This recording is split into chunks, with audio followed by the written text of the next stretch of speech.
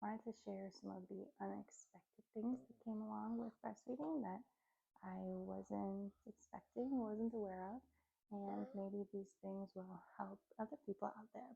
And if you're watching this, you're probably like me, you're doing all of your research.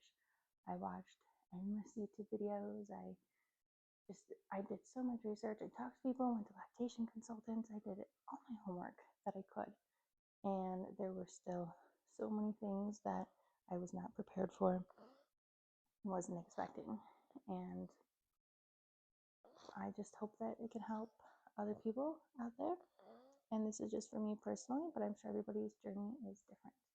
So some of the things for me, one of the biggest ones is that it is so draining mentally, physically, just in every way. It's literally draining, right? It just takes so much energy. I mean, we know scientifically, like you need to eat a lot more calories in order to produce the amount of milk that you need. It requires calories. It's super energetically expensive. But not only just the calories, though, it's like mentally, you have to always think about it. I mean, in the beginning, I was up pumping like every 2 hours. That's crazy. Like, you really don't get much sleep.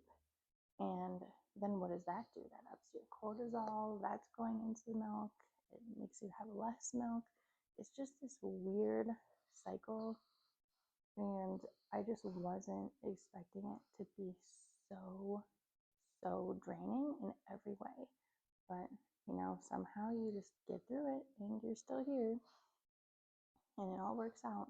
But that was one of the biggest things. I just wasn't really prepared for it. So I think it hit me a lot harder than maybe it would have if I knew that, I'm not going to be able to be my normal self for a while. It's going to take a long time to get back to things, and we're still not back to things yet, but we're figuring it out every day.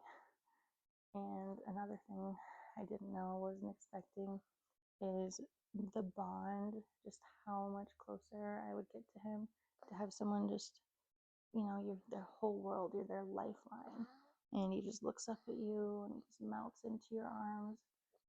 That bond, I don't think I would have as much if we weren't breastfeeding. And, you can get a bond too with like formula feeding and bottle feeding. That's all good and it'll all work out too.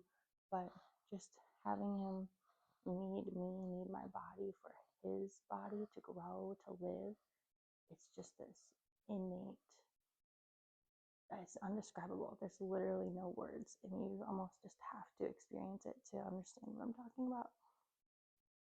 And let's see, another thing, super draining, super exhausting. It's a great bond. I didn't know all the pressure that would come along with it. And I mean, maybe this was a downside of me doing so much research, is that you compare yourself to all the other videos and everybody else out there. And what are other moms doing? How are they succeeding? How are they failing? What tips? This is exactly what my video is for you guys. But, maybe this is the one video that makes you walk away from the videos. And by that, I mean, you just really, you can't compare yourself to others. And I talked about this before in my previous video. It's really hard to not compare yourself, and that pressure to, I don't want to say like perform, but to make your journey what you think it should be, that is maybe one of the most draining parts of the whole thing.